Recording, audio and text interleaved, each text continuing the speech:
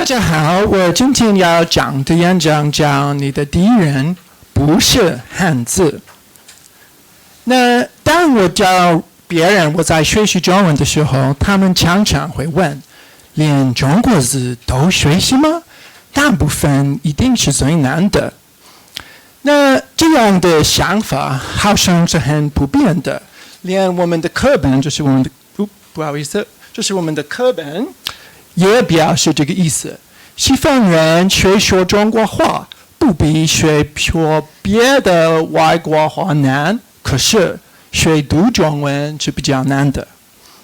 那我个人的意见完全不一样，我认为汉字是学习中文最容易的部分。这样一来，你有可能有两个问题。第一，为什么呢？因为学习汉字只是背东西而已。第二，如果汉字不是学习中文最难的部分，那最难的部分是什么呢？我个人认为学习中文很难的部分是同音词跟近音词。这两个词是什么意思呢？我们先看同音词。同音词很简单，它们听起来一模一样，可是意思不一样。比方说脚跟脚，或者看不起别人的歧视，跟骑自行车的歧视。那近音词呢？近音词虽然不是听起来一模一样，可是还是听起来比较像。比方说脚跟脚，或是看不起别人的歧视，跟可以吃的起司。那当然，不一样的人有不一样的近音词。那你看这个人他在说话，然后这个人他的听力非常好，他懂。可是这个人他的听力有点问题，他误会了。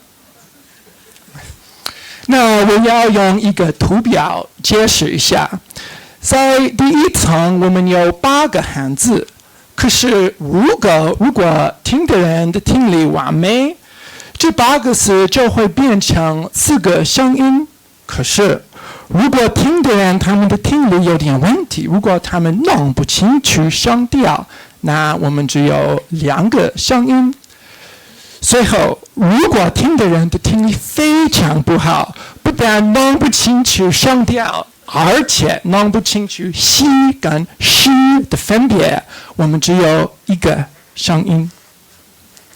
那中文有多少同音词跟近音词？我用 HSK6 的词汇做了一个调查，结果呢，同音词占了7%。可是，如果听的人弄不清楚声调，那近音词占了21%，大了3倍。真的可见声调的重要性。那最后我们看一下一首诗。我们第一次看，我们是一个弄不清楚声调的外国人。